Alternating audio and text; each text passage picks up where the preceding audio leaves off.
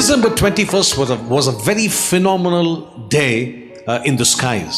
December 21ನೇ ತಾರೀಕು ಆಕಾಶ ಮಂಡಲಗಳಲ್ಲಿ ಬಹಳ ಒಂದು ಉತ್ತಮವಾದಂಥ ದಿನವಾಗಿದ್ದಿತ್ತು. What happened on December 21st? 21ನೇ ತಾರೀಕು ಏನು ನಡೀತು ಗೊತ್ತಾ? 2 planets aligned together. 2 ಗ್ರಹಗಳು ಸರಿಸಾಲಾಗಿ ನಿಂತವು. ಜೂಪಿಟರ್ ಎಂಬ and Saturn. ಮತ್ತು ಸ್ಯಾಟರ್ನ್ ಎಂಬ ಇನ್ನೊಂದು So producing a big glow up there in the sky. ಆಕಾಶ ಮಂಡಲದಲ್ಲಿ ಒಂದು ದೊಡ್ಡ ಬೆಳಕು ಇದರಿಂದ ಮೂಡಿ ಬಂದಿತು. But the same thing happened in 2 BC. ಆದರೆ ಕ್ರಿಸ್ತ ಪೂರ್ವ 2ರಲ್ಲಿ ಇನ್ನೊಂದು ಕಾರ್ಯ ನಡೆಯಿತು. There was this constellation which aligned together so that it brought the wise men about 400 miles from the east, and it showed them the direction to the house in which Jesus was laid. ಆಕಾಶ ಮಂಡಲಗಳಲ್ಲಿ ಗ್ರಹಗಳ ಒಂದು ಸಾಲಿನಿಂದ ಬೆಳಕು ಮೂಡಿ ಪೂರ್ವ ದಿಕ್ಕಿನಿಂದ ಜೋಯಿಸರನ್ನ 400 ಮೈಲಿಗಳು ಮಗು ಹುಡುಕಿಕೊಂಡು ಬರುವಂತೆ ಮಾಡಿತು. There was an alignment of 3 heavenly bodies. ಅಲ್ಲಿ 3 ರೀತಿಯಾದಂಥ ಆಕಾಶ ಮಂಡಲಗಳ ಒಂದು ಕಾರ್ಯ ನಡೆಯಿತು. It was Jupiter, the king planet. ಒಂದು ಅರಸನಾದ ಜೂಪಿಟರ್ ಎಂಬ ಗ್ರಹ. It was Venus, called the morning star.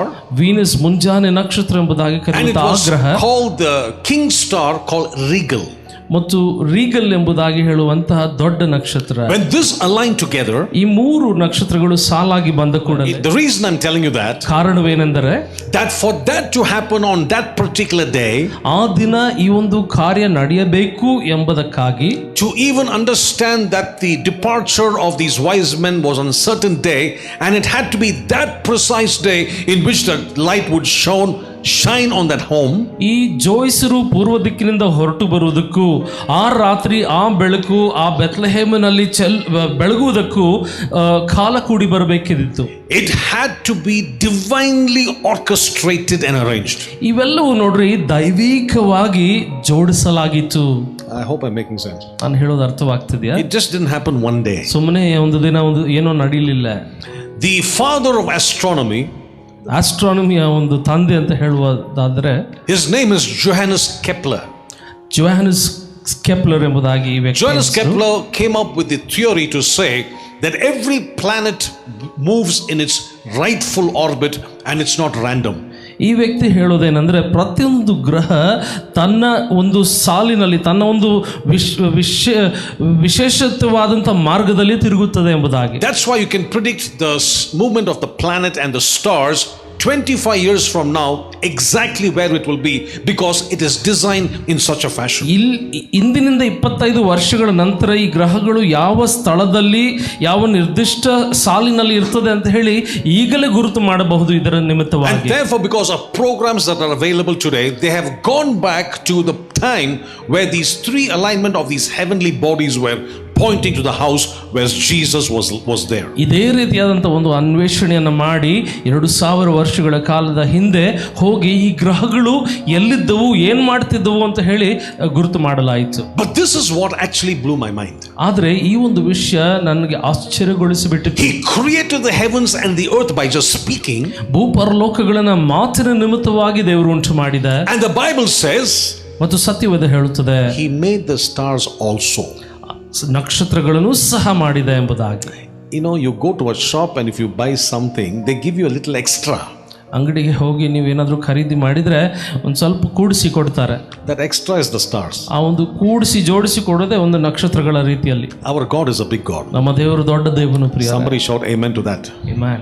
Because I understand this, and you know, when I saw this, it is mind blowing as to how things are orchestrated. ಈ ಕಾರ್ಯಗಳೆಲ್ಲ ಹೇಗೆ ಕೈಗೂಡಿ ಬಂದವು ಎಂಬುದಾಗಿ ಯೋಚನೆ ಮಾಡಿದ್ರೆ ಬಹಳ ಆಶ್ಚರ್ಯವಾಗ್ತದೆ. In other words, ಇನ್ನೊಂದು, when God created the planets and the sun and the stars, ದೇವರು ಭೂಪರಲೋಕಗಳಲ್ಲಿ ನಕ್ಷತ್ರ, ಚಂದ್ರ, ಸೂರ್ಯ, ನಕ್ಷತ್ರಗಳನ್ನು ಸೃಷ್ಟಿ ಮಾಡುವಾಗ it had to be timed in such a fashion for the wise men to look at that particular constellation and then come to see Jesus and pay homage to him. ಯಾವ ರೀತಿ ದೇವರು ಈ ಗ್ರಹಗಳನ್ನ ನಕ್ಷತ್ರಗಳನ್ನು ಸೃಷ್ಟಿ ಮಾಡಿದ ಅಂದರೆ ಯೇಸು ಹುಟ್ಟಿ ಬರುವಂತ ಆ ಸಮಯದಲ್ಲಿ ಈ ಗ್ರಹಗಳೆಲ್ಲ ಒಟ್ಟುಗೂಡಿ ಬೆಳಕು ಚೆಲ್ಲಬೇಕು ಎಂಬ ಒಂದು ಉದ್ದೇಶದಿಂದ ನಿಯಮಿಸಿ ನಿರ್ದಿಷ್ಟವಾದ ಕಾಲದಲ್ಲಿ ಸೃಷ್ಟಿ ಮಾಡಿದೆ. That is why I am convinced as I speak to you this morning. ಆದ ಕಾರಣವೇ ಈ ದಿವಸ ನಿಮ್ಮೊಟ್ಟಿಗೆ ಮಾತನಾಡುವಂತೆ God is working on my behalf. ದೇವರು ನನ್ನ ಭಾಗದಲ್ಲಿಯೂ ಕಾರ್ಯ ಮಾಡ್ತಿದ್ದಾನೆ ಎಂಬ ಖಚಿತ ನನಗುಂಟು. God is doing things to bless my life. ನನ್ನ ಜೀವನವನ್ನು ಆಶೀರ್ವದಿಸುವಂತೆ ದೇವರು ಕಾರ್ಯಗಳನ್ನ ಜರುಗಿಸುತ್ತಾ ಇದ್ದಾನೆ ಎಂಬುದು ನನಗೆ ಗೊತ್ತು. He's planned things even before the foundation of the world. ಭೂಪರಲೋಕಕ್ಕೆ ಅಸ್ತಿವಾರ ಬೀಳುವುದಕ್ಕಿಂತ ಮುಂಚಿತವಾಗಲೇ ಇದನ್ನು ಯೋಜಿಸಿ ಬಿಟ್ಟಿದ್ದಾನೆ. So that all these things that you see will align to fulfill my destiny. ಹಾಗಾಗಿ ಈಗ ನೀವು ಕಾಣುತ್ತಿರುವಂತಹ ಈ ಎಲ್ಲಾ ಸಂಗತಿಗಳು ನನ್ನ ಅಂತ್ಯ ಮಹಿಮೆಯ ಅಂತ್ಯವನ್ನು ತಲುಪುವಂತೆ ಮಾಡತಕ್ಕದ್ದು. The destiny of God is to bring me to the feet of Jesus. ದೇವರ ಉದ್ದೇಶ ಏನಂದ್ರೆ ನನ್ನನ್ನ ಯೇಸು ಕ್ರಿಸ್ತನ ಪಾದದಡಿಗೆ ತರುವುದು. Everything is designed ಎಲ್ಲವೂ ಯಾವ ರೀತಿ ಯೋಜಿಸಲಾಗಿದೆ ಅಂದರೆ that you will come to Jesus ನೀವು ಯೇಸುವನ್ನ ಹುಡುಕಿ ಬರಬೇಕು and you will drop everything there ಮತ್ತು ಯೇಸುವಿನ ಬಳಿ ಎಲ್ಲವನ್ನ ಬಿಚ್ಚಿಡಬೇಕು and worship him in holy adoration. ಮತ್ತು ಪರಿಶುದ್ಧತೆಯಲ್ಲಿ ಆ ದೇವರನ್ನ ಕೊಂಡಾಡುವಂತಿರಬೇಕು. That is your only purpose in life. ಅದೊಂದೇ ನಿಮ್ಮ ಜೀವಿತದ ಮಹಾ ಉದ್ದೇಶ ಪ್ರಿಯರೇ. Amen. And before you do that, ನೀವು ಅದನ್ನು ಮಾಡೋದಕ್ಕಿಂತ ಮುಂಚೆ worship is not 6 songs. ಆರಾಧನೆ ಎಂಬುದು 6 ಹಾಡುಗಳಲ್ಲ. If you just sang 6 songs, it's a small part of the big worship. 6 ಹಾಡುಗಳಂದ್ರೆ ಈ ದೊಡ್ಡ ಆರಾಧನೆಯ ಒಂದೇ ಒಂದು ತುಣುಕು ಅಷ್ಟೇ. The wise men travel 400 miles to pay respects to the king. 400 mile ಪ್ರಯಾಣ ಮಾಡಿ ಅರಸನಿಗೆ ಘನವನ್ನು ಸಲ್ಲಿಸಲಿಕ್ಕೆ ಬಂದರು. They had to travel more than a month to be at the feet of Jesus. ಒಂದು ತಿಂಗಳಗಿಂತಲೂ ಹೆಚ್ಚಿನ ಸಮಯ ಅವರು ಪ್ರಯಾಣ ಮಾಡಿ ಯೇಸುವಿನ ಬಳಿ ಬಂದರು. It was not a convenient hallelujah praise the Lord worship. ನೋಡ್ರಿ, ಆಗ ಆ ಸಮಯದಲ್ಲಿ ನಡೆದಂತ ಆರಾಧನೆ ಅನುಕೂಲವಾದಂತ ಹಾಲೆಲೂಯಾ ಪ್ರೈಸ್ ದ ಲಾರ್ಡ್ ಅಲ್ಲ. They came with their gifts. ಅವರು ಉಡುಗೊರೆ ಒಡನೆ ಬಂದರು. 3 important gifts. 3 ಮುಖ್ಯವಾದ ಉಡುಗೊರೆಗಳು. That's why we made them 3 kings. ಆದ ಕಾರಣ 3 ಅರಸರು ಜೋಯಿಸರು ಎಂಬುದಾಗಿ ಹೇಳ್ತೇವೆ. We do not know how many kings there were actually. ಎಷ್ಟು ಅರಸರು ಇದ್ದರು ಜೋಯಿಸರು ಇದ್ದರು ನಮಗೆ ಅರಿವಿಲ್ಲ, ನಮಗೆ ಗೊತ್ತಿಲ್ಲ. 3 gifts they brought to the Lord. 3 ವರಗಳನ್ನ ಯೇಸುವಿನ ಬಳಿಗೆ ತಂದುಕೊಟ್ಟರು. Gold, frankincense and myrrh. ಚಿನ್ನ, ಧೂಪ, ರಕ್ತಬೋಳ. All right, and remember these are valuable products. ನೋಡ್ರಿ, 3 ವರಗಳು ಅಥವಾ ಉಡುಗೊರೆಗಳು ಬಹಳ ಅಮೂಲ್ಯವಾದವುಗಳು. So worship has to cost you and me something. ಹಾಗಾಗಿ ನೋಡ್ರಿ, ಆರಾಧನೆ ಉಚಿತವಾದದ್ದಲ್ಲ, ಅದು ಏನನ್ನಾದ್ರೂ ಕೊಡುವಂಥದ್ದು. Gold, ಬಂಗಾರ, ಚಿನ್ನ, it is fit for a king. ಅದು ಒಬ್ಬ ಅರಸನಿಗೆ ಯೋಗ್ಯವಾದದ್ದು. The costliest material is gold and that was given to the king. ಅತಿ ಅಮೂಲ್ಯವಾದಂತಹ ಒಂದು ಸಂಗತಿ ಬಂಗಾರ ಅಥವಾ ಚಿನ್ನ, ಅದು ಅರಸನಿಗೆ ಸಲ್ಲಿಸಲಾಯಿತು. Frankincense was used in worship in the holy of holies. ಧೂಪ ಪರಿಶುದ್ಧ ಮಹಾಪರಿಶುದ್ಧ ಸ್ಥಳದಲ್ಲಿ ಉಪಯೋಗಿಸತಕ್ಕಂತ ಒಂದು ವಸ್ತು. It's a symbolic prophetic word to denote that Christ would be the king but also our high priest. ಯೇಸು ದೇವರು ಮಾತ್ರವಲ್ಲ, ಅರಸನು ಮಾತ್ರವಲ್ಲ, ನಮಗೆ ಮಹಾಯಾಜಕನು ಎಂಬುದಾಗಿ ಅದು ಪ್ರತಿನಿಧಿಸುತ್ತದೆ. He would go as the offering and the offerer. ತಾನೇ ಸ್ವತಃ ಕಾಣಿಕೆಯಾಗಿಯೂ ಮತ್ತು ಕಾಣಿಕೆಯನ್ನು ಸ್ವೀಕರಿಸುವಾತನೂ ಆಗಿಯೂ ಇದ್ದಾನೆ. He went with his own precious blood into the holy of holies. ತನ್ನ ಪರಿಶುದ್ಧವಾದ ರಕ್ತದೊಂದಿಗೆ ಮಹಾಪರಿಶುದ್ಧ ಸ್ಥಳಕ್ಕೆ ಆತನು ಹೋದನು. The third thing is myrrh. ಮೂರನೇದಾಗಿ ರಕ್ತಬೋಳ. Myrrh was used to embalm bodies which were dead. ರಕ್ತಬೋಳ ಸತ್ತ ಶವಗಳಿಗೆ ಲೇಪಿಸುವಂತ ಒಂದು ಲೇಪನ. Prophetically that this king is born not to reign but to die. ಪ್ರವಾದನಾತ್ಮಿಕವಾಗಿ ಒಬ್ಬ ಅರಸ ಹುಟ್ಟುವುದು ಆಳ್ವಿಕೆ ಮಾಡುವುದಕ್ಕಾಗಿ ಅಲ್ಲ, ಪ್ರಾಣವನ್ನು ಅರ್ಪಿಸಲಿಕ್ಕಾಗಿ. So they took the time, the trouble and the diligence and life to come to pay homage to this amazing king, the king of the Jews. ಹಾಗಾಗಿ ಬಹಳ ಪ್ರಯಾಸ, ಬಹಳ ಸಮಯವನ್ನು ತಕೊಂಡು ಈ ಅರಸನಿಗೆ ಘನ ಗೌರವವನ್ನು ಸಲ್ಲಿಸಲಿಕ್ಕೆ ಜೋಯಿಸರು ಬರುತ್ತಾರೆ. Wise men still seek Jesus. ಜೋಯಿಸರು ಇಂದಿಗೂ ಯೇಸುವನ್ನ ಹುಡುಕುತ್ತಾರೆ ಪ್ರಿಯರೇ. This has to be a revelation. ಇದು ಒಂದು ಪ್ರಕಟನಾತ್ಮಕವಾಗಿ ಬರಬೇಕು. If you understand the wise men's gifts and the trouble they've taken, ಜೋಯಿಸರ ಒಂದು ಉಡುಗೊರೆಗಳು ಮತ್ತು ಅವರು ಪಟ್ಟ ಪ್ರಯಾಸವನ್ನು ನೀವು ಅರ್ಥ ಮಾಡಿಕೊಂಡರೆ, we better examine our lives. ನಮ್ಮ ಜೀವಿತವನ್ನು ನಾವು ಪರಿಶೀಲಿಸಬೇಕು. Are we giving the Lord the best that we have? ನಮ್ಮ ಬಳಿ ಇರುವಂತ ಅತಿ ಉತ್ತಮವಾದದ್ದನ್ನು ನಮ್ಮ ದೇವರಿಗೆ ನಾವು ಕೊಡುತ್ತೇವೆ. All things are possible with God, and that's what we sing. ದೇವರಿಂದ ಸಕಲವೂ ಸಾಧ್ಯ ಎಂಬುದಾಗಿ ನಾವು ಹಾಡಾಡ್ತೇವೆ ಅಲ್ಲವೇ? Do we agree on that? ಹೌದಲ್ವೇ? The question is, can God do anything? ಪ್ರಶ್ನೆ ಏನಂದ್ರೆ, ದೇವರಿಂದ ಎಲ್ಲವೂ ಸಾಧ್ಯವ ಇಲ್ಲವ? Hubble telescope tells us there are 100 billion galaxies.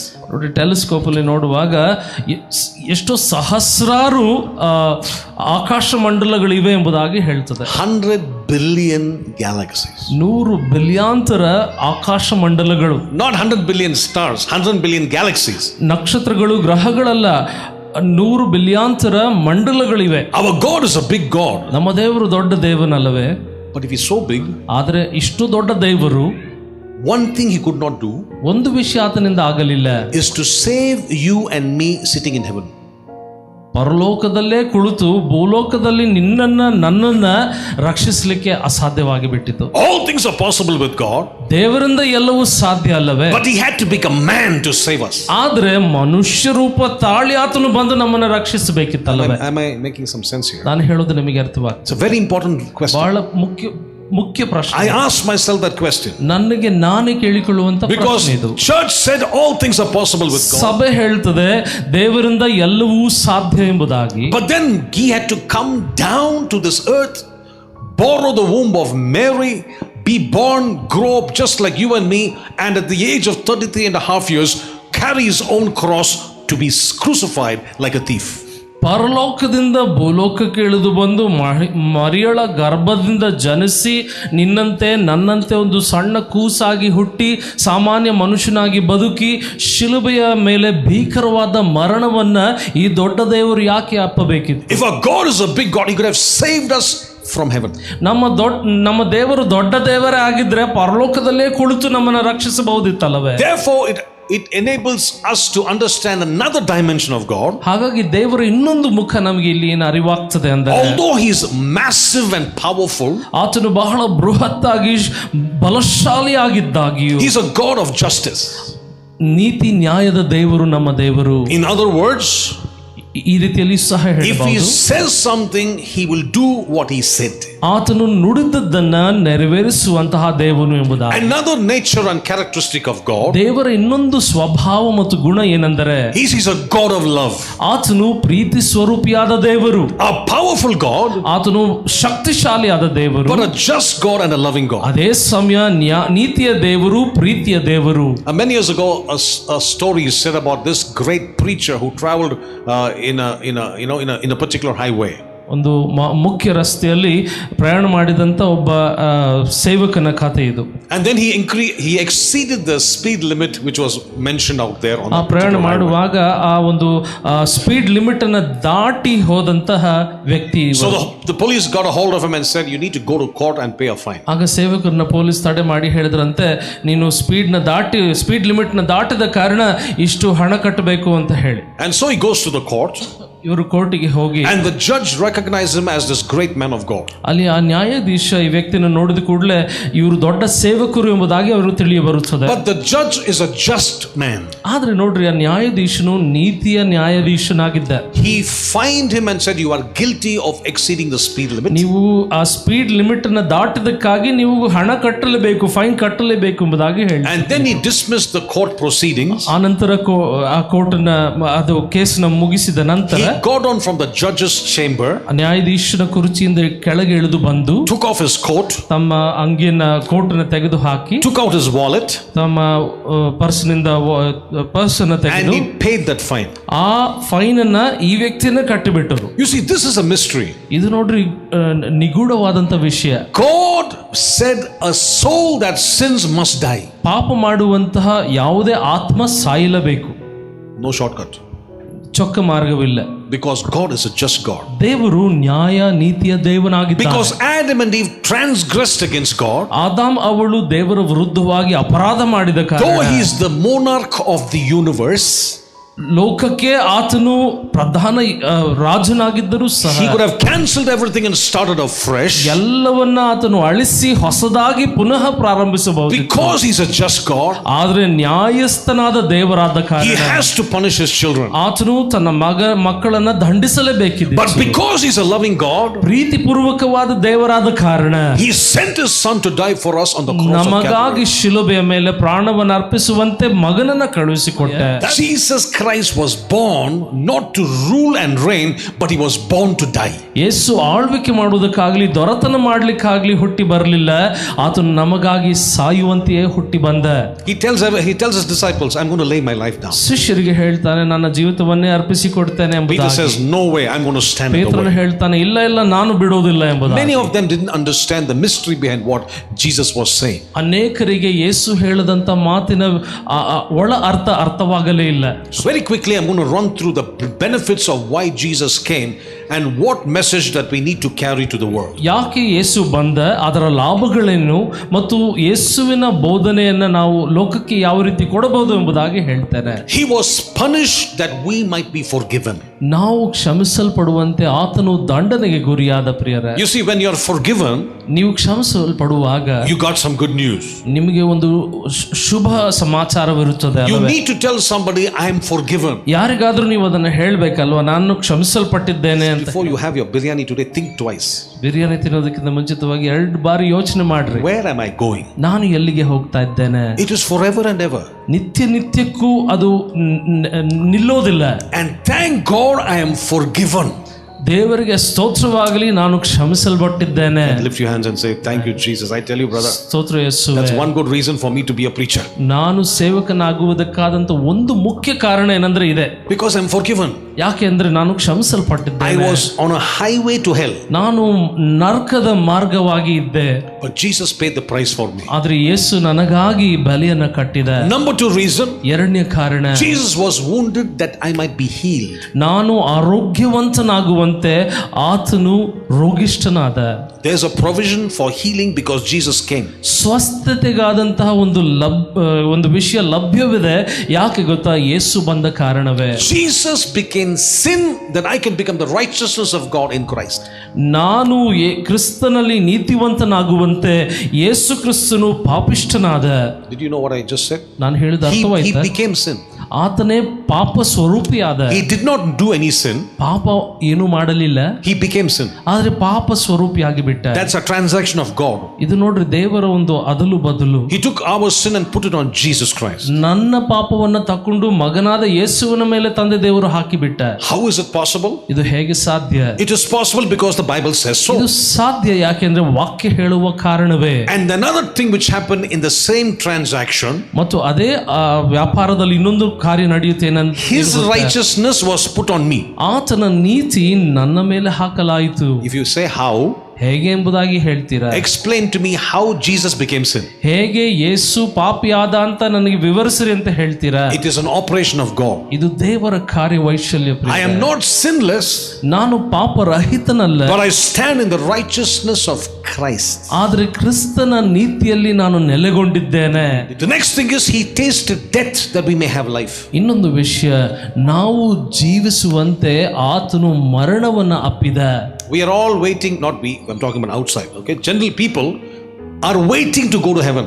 ಲೋಕದವರೆಲ್ಲ ಪರಲೋಕಕ್ಕೆ ಯಾವಾಗ ಹೋಗ್ತೇವೆ ಎಂಬುದಾಗಿ ಕಾಯ್ತಾ ಇದ್ದಾರೆ. So this world is bad, everything is bad, nothing is good. I am on my way to heaven, waiting for the day to take off to heaven. ಹಾಗಾಗಿ ಅಂತವ್ರು ಹೇಳೋದೇನೆಂದ್ರೆ, ಲೋಕ ಬೇಡ, ಜನರು ಬೇಡ, ಎಲ್ಲ ಕೆಟ್ಟವರು, ಕೆಟ್ಟದ್ದು, ನಾನು ಮಾತ್ರ ಪರಲೋಕಕ್ಕೆ ನೇರವಾಗಿ ಹೋಗ್ತಾ ಇದ್ದೇನೆ ಅಂತ. But Jesus says, I've come to give you life and life in abundance now.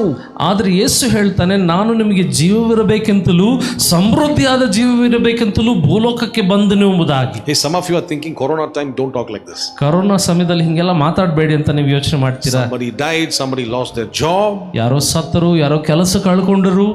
But I'm telling you, this is what the Bible says. ಆದ್ರೆ ನಾನು ಹೇಳ್ತೇನೆ, ಇದೇ ವಾಕ್ಯ ಹೇಳುವಂತದ್ದು. I'm only telling you what the Bible says. ವಾಕ್ಯ ಏನು ಹೇಳ್ತಾ ಇದೆಯೋ ಅದನ್ನೇ ನಾನು ನಿಮಗೆ ಹೇಳ್ತಾ ಇದ್ದೇನೆ. Am I right on that? ಹೌದಾ ಇಲ್ಲವಾ? John 10:10 says, I've come to give you life and life in abundance. ಯೋಹಾನ 10:10 ಹೇಳ್ತದೆ, ನಾನು ನಿಮಗೆ ಜೀವವಿರಬೇಕೆಂತಲೂ ಸಮೃದ್ಧಿಯಾದ ಜೀವವಿರಬೇಕೆಂತಲೂ ಬಂದನು ಎಂಬುದಾಗಿ. You can prosper now.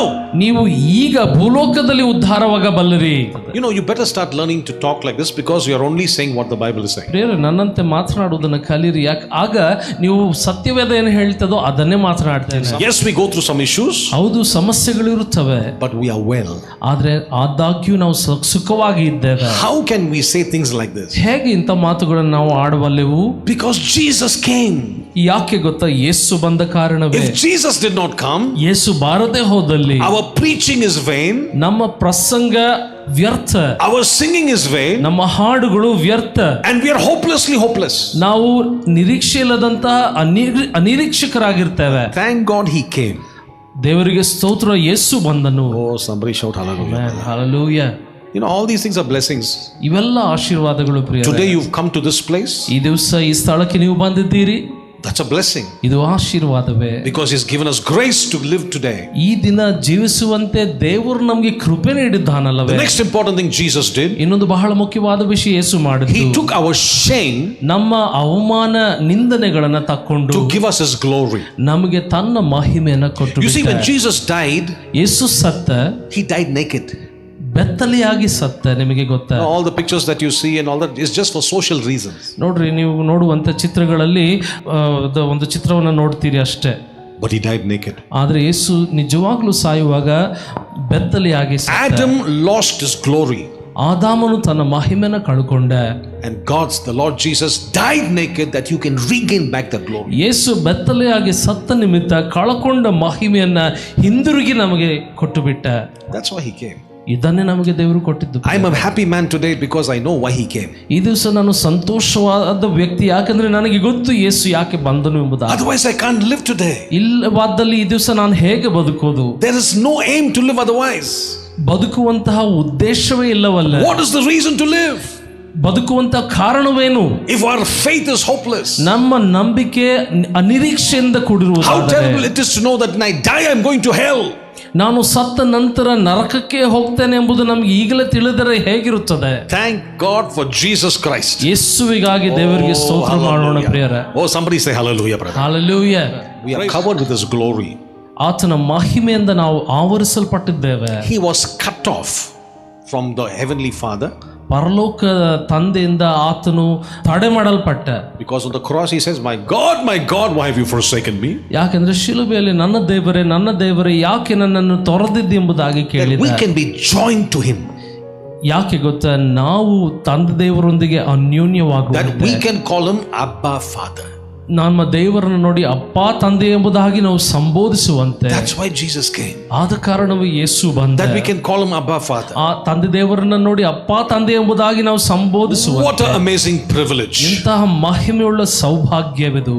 Now let me just bring all this to a kind of close. ಇವೆಲ್ಲವನ್ನು ಕೂಡಿಸಿ ನಿಮಗೆ ಹೇಳ್ತೇನೆ. The reason I gave you all this ಈ information ಕಾರಣಗಳನ್ನು ನಾನು ಈ ಮಾಹಿತಿಯನ್ನು ಕೊಟ್ಟಂತ ಕಾರಣವೇನೆಂದರೆ, is to tell you our faith is solid. ನಮ್ಮ ನಂಬಿಕೆ ಬಲವಾದ ನಂಬಿಕೆ. Because when you go from here to be able to talk to people, you must have solid evidence. ಇಲ್ಲಿಂದ ಹೊರಗೆ ಹೋಗಿ ಜನರೊಟ್ಟಿಗೆ ಮಾತನಾಡುವಾಗ ಅದಕ್ಕಾದಂತ ಬಲವಾದ ಆಧಾರ ನಿಮ್ಮಲ್ಲಿ ಇರಬೇಕಲ್ಲವೇ?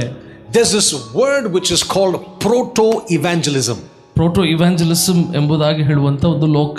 Genesis 3:15. Let's turn there, please. ಆದಿಕಾಂಡ 3:15 ತಿರುಗಿಸಿಕೊಳ್ಳೋಣ. This is called proto-evangelism. ಇದನ್ನ ಪ್ರೋಟೋ ಇವಾಂಜಲಿಸಮ್ ಎಂಬುದಾಗಿ ಹೇಳ್ತಾರೆ. This is the word used for the first mention of the gospel in the book of Genesis. ಆದಿಕಾಂಡದ ಗ್ರಂಥದಲ್ಲಿ ಮೊಟ್ಟ ಮೊದಲನೇ ಬಾರಿಗೆ ಸುವಾರ್ತೆ ಇಲ್ಲಿ ಗುರುತಿಸಲಾಯಿತು. And I will put enmity between you and the woman, and between your seed and her seed.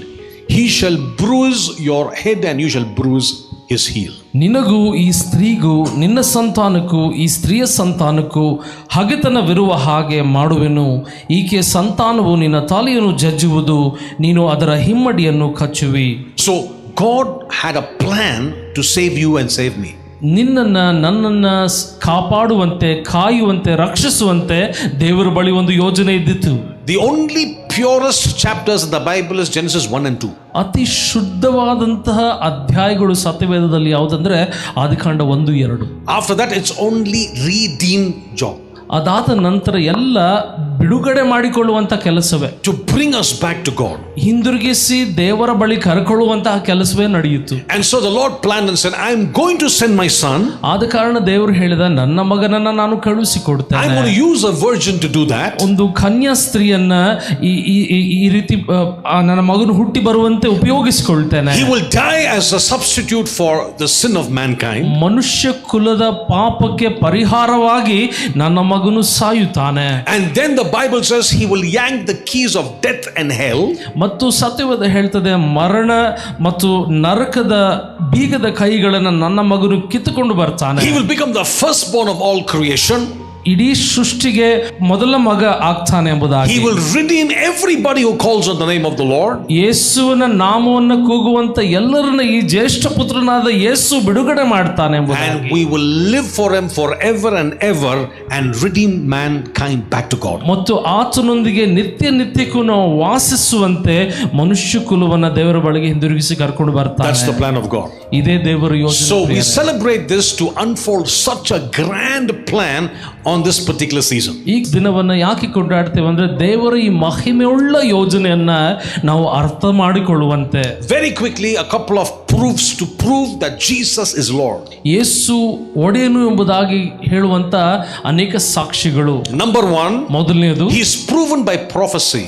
ಪ್ರವಾದನಾತ್ಮಕವಾಗಿ ಇದು ಸಾಬೀತುಪಡಿಸಲಾದ Yesu Krista. Please say it after me, proven by prophecy. ಹೇಳ್ರಿ, ಪ್ರವಾದನಾತ್ಮಕವಾಗಿ One more ಸಾಬೀತಾಗಿದ್ದಾನೆ. time, proven by prophecy.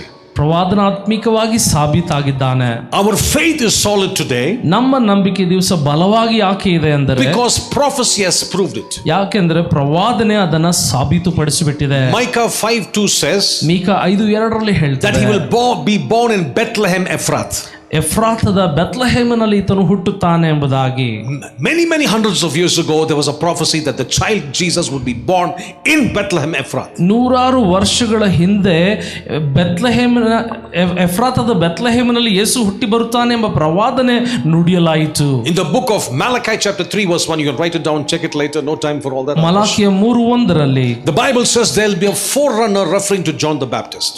ಅಲ್ಲಿ ಮಾರ್ಗವನ್ನು ಏರ್ಪಡಿಸುವಂತಹ ಸ್ನಾನಿಕನಾದ ಯೋಹಾನನ ವಿಷಯವಾಗಿ ಪ್ರವಾದಿಸಲಾಗಿದೆ. There was a prophecy which says the Messiah will enter into Jerusalem as a king riding on a donkey. ಮಸೀಹನು ಒಂದು ಪ್ರವಾದನೆಯಲ್ಲಿ ಹೇಳ್ತದೆ, ಮಸೀಹನಾದ ಯೇಸು ಕ್ರಿಸ್ತನು ಕತ್ತೆಯ ಮೇಲೆ ಒಬ್ಬ ಅರಸನಂತೆ ಮೆರವಣಿಗೆ ಮಾಡುತ್ತಾನೆ ಎಂಬುದಾಗಿ. That is Zechariah chapter 9 verse 9. ಜಕರಿಯ 9:9 ಹೇಳ್ತದೆ. Zechariah chapter 13 verse 6. ಜಕರಿಯ 13:6 ಹೇಳುವಂಥದ್ದು, The Messiah will be betrayed by a friend. ಮಸೀಹನು ಒಬ್ಬ ಸ್ನೇಹಿತನಿಂದ ಮೋಸ ಹೋಗುತ್ತಾನೆ. This was hundreds of years before it actually happened. ಇದು ನೆರವೇರುವುದಕ್ಕಿಂತ ನೂರಾರು ವರ್ಷಗಳ ಹಿಂದೆ ಪ್ರವಾದಿಸಲಾದದ್ದು. Zechariah chapter 11 verse 12, he'll be sold for 30 pieces of silver. 11:12 He will be betrayed for 30 pieces exactly of silver for Jesus. 30 ಬೆಳ್ಳಿ ನಾಣ್ಯಗಳಿಗಾಗಿ ಈತನು ಮಾರಲ್ಪಡ್ತಾನೆ ಎಂಬುದಾಗಿ ವಾಕ್ಯ ಉಂಟು. Oh, I don't have the time, but I want to tell you these are amazing prophecies. ಹೆಚ್ಚು ಸಮಯವಿಲ್ಲ ಪ್ರಿಯರೇ, ಇದೆಲ್ಲ ಅದ್ಭುತವಾದಂತಹ ಪ್ರವಾದನೆಗಳು. With so much of detail and clarity. ಎಷ್ಟು ಆಳವಾಗಿ ಸ್ಪಷ್ಟವಾಗಿ ಪ್ರವಾದಿಸಲಾಗಿದೆ. Zechariah chapter 11 and verse 13. ಜಕರಿಯ 11:13. The Bible says this money will be given back to them and they will buy a potter's field to bury foreigners. ನೋಡ್ರಿ, ಆ ಹಣ ಯೂದನು ಪಡ್ಕೊಂಡು ಅದನ್ನ ಹಿಂದಿರುಗಿಸಿ ಕೊಡ್ತಾನೆ. ಆ ವಾಕ್ಯ ಸಹ ಇಲ್ಲಿ ಉಂಟು. And they took this money and bought a field to bury, a graveyard to bury foreigners. ನೋಡ್ರಿ, ಆ ಒಂದು ಹಣಕಾಸಿನಿಂದಲೇ ಒಂದು ಮೈದಾನವನ್ನು ಕೊಂಡುಕೊಂಡು ಅಲ್ಲಿ ಹೆಣಗಳನ್ನ ಹೂಣಿಡುವಂತೆ ಅದನ್ನು ಖರೀದಿ ಮಾಡಿದ್ರು. Psalm 22 verse 19, verse 16, 22:16. ಕೀರ್ತನೆ 22:16. The Bible says he will be pierced and his hands and feet will be pierced. ವಾಕ್ಯ ಹೇಳ್ತದೆ, ಆತನ ಕೈ ಕಾಲುಗಳು ಛೇದಿಸಲ್ಪಡುತ್ತವೆ At ಎಂಬುದಾಗಿ. the time when the psalm was written, there was no such thing as the cross. ಈ ಕೀರ್ತನೆ ಬರೆಯುವಂತ ಸಮಯದಲ್ಲಿ ಶಿಲುಬೆ ಎಂಬ ಒಂದು ಪರಿಜ್ಞಾನವೇ ಯಾರಿಗೂ ಇರಲಿಲ್ಲ. The Romans invented the cross much later to capitalize on pain and death. ರೋಮಪುರದ ಸರ್ಕಾರ ಆ ನಂತರ ಭ್ರಷ್ಟರಿಗೆ ಹೆಚ್ಚು ನೋವು, ಹೆಚ್ಚು ತೀವ್ರವಾದ ನೋವು ಉಂಟು ಮಾಡುವಂತೆ ಈ ಶಿಲುಬೆಯನ್ನು ಸಿದ್ಧಪಡಿಸಿದರು. So remember this, Jesus is proven by prophecy. ಹಾಗಾಗಿ ಪ್ರವಾದನಾತ್ಮಕವಾಗಿ ಯೇಸು ಸಾಬೀತುಪಡಿಸಲಾದವನು. The tomb of Jesus is empty even today. ಯೇಸುವಿನ ಒಂದು ಸಮಾಧಿ ಇಂದಿಗೂ ಖಾಲಿಯಾಗಿ ಉಂಟು ಪ್ರಿಯರೇ. So when you say I believe by faith, ನಾನು ನಂಬಿಕೆಯಿಂದ ನಂಬುತ್ತೇನೆ ಅಂತ ನೀವು ಹೇಳುವುದಾದರೆ, I am giving you the fuel to have faith. ಆ ನಂಬಿಕೆಗಾದಂತಹ ಒಂದು ಬಲವನ್ನು ನಾನು ನಿಮಗೆ ಕೊಡ್ತಾ ಇದ್ದೇನೆ. So if all these prophecies came to pass, ಎಲ್ಲಾ ಪ್ರವಾದನೆಗಳು ನೆರವೇರಿದವು ಅಂದರೆ what he said will happen will also come to pass. ಆತನು ಹೇಳಿದ ನೆರವೇರದೆ ಇರುತ್ತದೆಯೋ ಪ್ರಿಯರೇ? At the twinkling of an eye, ನೋಡ್ರಿ, ಕಣ್ಣಿನ ರೆಪ್ಪೆ ಬಡಿಯುವಷ್ಟರೊಳಗಾಗಿ, the last trump, ಕೊನೆಯ ತುತ್ತೂರಿ ಶಬ್ದ the Bible says ಮಾಡುವುದರೊಳಗಾಗಿ we will be caught up with the Lord in the heavens. ನಾವು ಆಕಾಶ ಮಂಡಲಗಳಲ್ಲಿ ದೇವರೊಂದಿಗೆ ಸೇರಿಕೊಳ್ಳುತ್ತೇವೆ ಎಂಬುದಾಗಿ ವಾಕ್ಯ ಹೇಳುತ್ತದೆ. That's the reason I believe that. ಆದ ಕಾರಣವೇ ನಾನು ಅದನ್ನು ಸಹ ನಂಬುತ್ತೇನೆ. Nobody can doctor all these prophecies and it to happen exactly written hundreds of years ago before it actually happened. ಈ ಕಾರ್ಯಗಳು ನೆರವೇರುವುದಕ್ಕಿಂತ ನೂರಾರು ಸಹಸ್ರಾರು ವರ್ಷಗಳ ಹಿಂದೆ ನುಡಿದದ್ದು ಹೇಗೆ ನೆರವೇರಿತೋ. Number 2, ಎರಡನೇ ವಿಷಯ, he is proven by history. ಐತಿಹಾಸಿಕವಾಗಿ ಇದು ಸಾಬೀತಾದಂತ ವಿಷಯ. Matthew's Gospel 2 verse 1. ಮತ್ತಾಯ 2:1. Now after Jesus was born in Bethlehem of Judea in the days of Herod the king, behold, wise men from the east came to Jerusalem, saying, where is he who has been born the king of the Jews? ಅರಸನಾದ ಹೆರೋದನ ದಿನಗಳಲ್ಲಿ ಯೂದಾಯ ಸೀಮೆಯ Bethlehem ಎಂಬ ಊರಲ್ಲಿ ಯೇಸು ಹುಟ್ಟಿದಾಗ ಮೂಡನ ದೇಶದ ಜೋಯಿಸರು ಯೆರೂಸಲೇಮಿಗೆ ಬಂದು, born in Bethlehem, ಬೆತ್ಲೆಹೇಮಿನಲ್ಲಿ ಹುಟ್ಟಿ. Bethlehem, not any other Bethlehem, but Bethlehem of Judea. ಯೂದಾದ ಬೆತ್ಲೆಹೇಮ್, ಯಾವುದೋ ಒಂದು ಬೆತ್ಲೆಹೇಮ್ ಅಲ್ಲ. So it talks about the actual place called Bethlehem of Judea. ಯೂದಾಯ ಸೀಮೆಯ ಬೆತ್ಲೆಹೇಮ್ ಎಂಬುದಾಗಿ ಹೇಳಲಾಗಿದೆ. The place is historically verified. ನೋಡ್ರಿ, ಐತಿಹಾಸಿಕವಾಗಿ ಇದು ಸಾಬೀತುಪಡಿಸಲಾಗಿದೆ. Days of Herod was very much available and around at that point of time. ಹೆರೋದನ ಕಾಲ ಅಂತ ನೋಡುವಾಗ ಆ ಸಮಯದಲ್ಲಿ ಹೆರೋದನು ಆಳ್ವಿಕೆ ನಡೆಸುತ್ತಿದ್ದ. The Bible says wise men came. ಜೋಯಿಸರು ಬಂದರು ಎಂಬುದಾಗಿ ವಾಕ್ಯ ಹೇಳುತ್ತದೆ. Where did they come from? From the east, most likely Babylon. ಎಲ್ಲಿಂದ ಬಂದರು? ಪೂರ್ವ ದಿಕ್ಕಿನಿಂದ ಬಂದರು, ಬಾಬಿಲೋನಿನಿಂದ ಬಂದರು ಎಂಬುದಾಗಿ. Where did they go to? They went to Jerusalem. ಎಲ್ಲಿಗೆ ಹೋದರು? ಯೆರೂಸಲೇಮಿಗೆ ಹೋದರು. Pilate, who was trying Jesus, he is a historical figure. ಪಿಲಾತನು, ಅವನು ಸಹ ಐತಿಹಾಸ್ಯದಲ್ಲಿ ನಾವು ನೋಡ್ತೇವೆ. You read the Matthew's Gospel chapter 1, begat, all are historical names. ಮತ್ತಾಯ ಮೊದಲನೇ ಅಧ್ಯಾಯದಲ್ಲಿ ಈತನನ್ನು ಪಡೆದ, ಆತನನ್ನು ಪಡೆದ, ಇದೆಲ್ಲ ಇತಿಹಾಸದಲ್ಲಿ ಇರುವಂತಹ ಹೆಸರುಗಳೇ. Number 2, it is proven by history. ಎರಡನೇ ವಿಷಯ, ಇತಿಹಾಸದಿಂದ ಸಾಬೀತುಗೊಂಡಿದೆ. You not just believe. No, history proves it. ನಂಬಿಕೊಳ್ಳಿರಿ ಪ್ರಿಯರೇ, ಇತಿಹಾಸ ಸಾಬೀತುಪಡಿಸಿದೆ. Number 3, ಮೂರನೇ ವಿಷಯ, it is proven by design. ಸಿದ್ಧತೆಯೊಂದಿಗೆ ಇದು ಸಾಬೀತುಪಡಿಸಲಾಗಿದೆ. I made a mention of you how the stars and planets align together to bring the wise men to where Jesus was. ನಾನು ನಿಮಗೆ ಹೇಳಿದೆ, ಆಕಾಶ ಮಂಡಲಗಳಲ್ಲಿ ಯಾವ ರೀತಿ ಗ್ರಹಗಳು, ನಕ್ಷತ್ರಗಳು ಸಾಲು ಸಾಲಾಗಿ ನಿಂತು ಬೆಳಕನ್ನು ಚೆಲ್ಲಿ ಈ ರಕ್ಷಕನು ಎಲ್ಲಿ ಹುಟ್ಟಿದ್ದಾನೆ ಎಂಬುದಾಗಿ ಜನರಿಗೆ ತೋರಿಸಿದ್ದತ್ತು. If you look at astronomy, it proves Jesus Christ. ನೋಡ್ರಿ, ನೀವು ಈ ಒಂದು ಸೂಚಕ ಕಾರ್ಯಗಳನ್ನ, ಗ್ರಹ ನಕ್ಷತ್ರಗಳನ್ನ ನೋಡುವಾಗ ಯೇಸುವನ್ನ ಇವುಗಳು ಸಾಬೀತುಪಡಿಸುತ್ತವೆ. If you're into science will prove Jesus Christ. ವಿಜ್ಞಾನವನ್ನು ನೀವು ತಿಳಿದವರಾದರೆ ವೈಜ್ಞಾನಿಕವಾಗಿ ಸಹ ಯೇಸು ಸಾಬೀತಾಗಿದ್ದಾನೆ. Anything that you see which is created by God will prove the design that there's an intelligent creator. ದೇವರು ಉಂಟು ಮಾಡಿದಂಥ ಸೃಷ್ಟಿಗಳನ್ನು ನೋಡುವಾಗ ಆ ಸೃಷ್ಟಿ ನಿಮಗೆ ಹೇಳ್ತವೆ, ನಮ್ಮನ್ನು ಸೃಷ್ಟಿ ಮಾಡಿದವನು ಬುದ್ಧಿವಂತನಾದಂಥ ಸರ್ವಜ್ಞಾನವುಳ್ಳ ದೇವರು ಎಂಬುದಾಗಿ. You do your own study in any field that you are, it will prove Jesus is Lord. ನೀವು ಯಾವುದೇ ಅಧ್ಯಯನ ಮಾಡಿರಿ, ಯಾವುದೇ ಓದು ವಿಜ್ಞಾನದಲ್ಲಿ ನೋಡುವಾಗ ಯೇಸುವನ್ನು ಸಾಬೀತುಪಡಿಸಲಾಗಿದೆ ಪ್ರಿಯರೇ. The next important factor is Jesus was proven by power. Yesu ಬಲಶಕ್ತಿಗಳೊಂದಿಗೆ ಸಾಬೀತುಪಡಿಸಲಾಗಿದ್ದಾನೆ. The book of Acts chapter 10 verse 38 says, how God anointed Jesus of Nazareth, with the Holy Ghost and with power, who went about doing good. ಯಾವ ರೀತಿ ಯೇಸು ಪವಿತ್ರಾತ್ಮ ಭರಿತನಾಗಿ ಎಲ್ಲಾ ಕಡೆ ಅದ್ಭುತಗಳನ್ನು ಮಾಡುತ್ತಾ ತಿರುಗಾಡಿದ ಎಂಬುದಾಗಿ ಇಲ್ಲಿ ನೋಡ್ತೇವೆ. And the Bible says, and healing all those who were oppressed of the devil. ವಾಕ್ಯ ಹೇಳ್ತದೆ, ಸೈತಾನನಿಂದ ಬಾಧಿಸಲ್ಪಟ್ಟವರೆಲ್ಲರನ್ನ ಗುಣಪಡಿಸುತ್ತಾ ತಿರುಗಾಡಿದ ಎಂಬುದಾಗಿ. It is proven by power. ಇದು ಬಲದೊಂದಿಗೆ ಸಹ ಸಾಬೀತುಪಡಿಸಲಾಗಿದೆ. Demons had to bow down at the name of Jesus. ದೆವ್ವಗಳು, ದುರಾತ್ಮಗಳು ಯೇಸುವಿನ ಹೆಸರಿನ ಮುಂಭಾಗದಲ್ಲಿ ಅಡ್ಡ ಬೀಳುತ್ತಿದ್ದವು.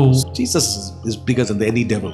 ಯೇಸು ಯಾವುದೇ ದೆವ್ವಕ್ಕಿಂತಲೂ ದೊಡ್ಡವನಾಗಿದ್ದಾನೆ ಪ್ರಿಯರೇ. And the next way he is proven by testimony. ಸಾಕ್ಷಿಗಳೊಂದಿಗೆ ಸಾಬೀತುಪಡಿಸಲಾಗಿದ್ದಾನೆ. From Saul to Paul. ಸೌಲನಿಂದ ಪೌಲನವರೆಗೆ. From Jacob to Israel. ಯಾಕೋಬನಿಂದ ಇಸ್ರಾಯೇಲನವರೆಗೆ. From Simon to Peter. ಸೀಮೋನನಿಂದ ಪೇತ್ರನವರೆಗೆ. And I can put my name as well. ನನ್ನ ಹೆಸರನ್ನು ನಾನು ಹಾಕಿಕೊಳ್ಳುತ್ತೇನೆ. The power of testimony.